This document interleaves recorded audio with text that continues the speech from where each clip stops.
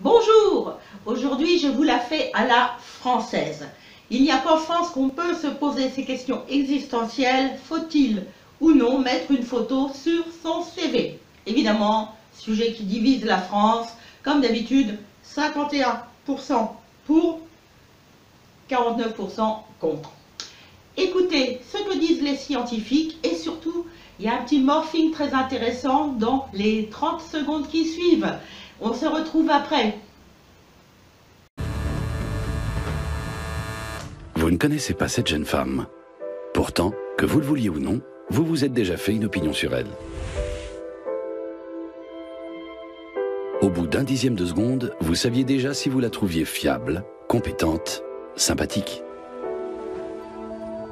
Car le cerveau est un instrument magique, capable d'accomplir à l'insu de votre conscience 90% de tout ce que vous faites, que vous soyez éveillé ou non.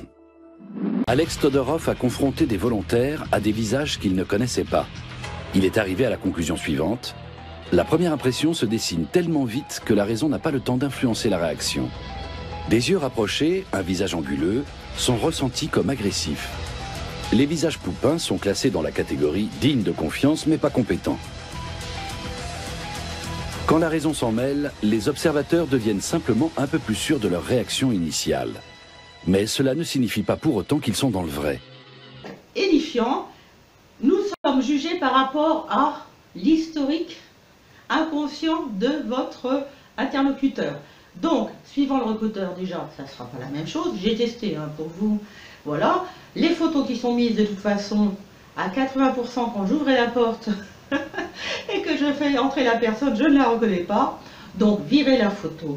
Soyez simple, virez la photo parce que quand il y a une photo, ça focalise le regard et du coup, vous êtes catégorisé, soyons réalistes. Sans photo, on est obligé de lire le texte. Donc c'est très simple, ne mettez pas la photo. Par contre, si vous voulez militer un petit peu, n'hésitez pas à rajouter le petit logo, le petit logo talent, sans le customiser, parce que customiser ça fait plaisir un peu, personnaliser, mais dès que vous personnalisez, c'est interprété. Et comment cela est-il interprété? Suspense.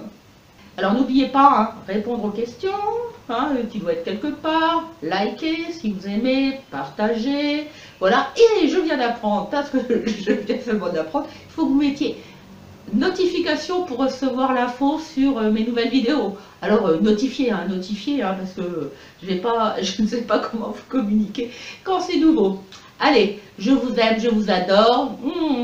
J'ai encore 2-3 vidéos qui se préparent et je ris déjà pour la prochaine que je trouve fort sympathique, peut-être un peu plus drôle quand même.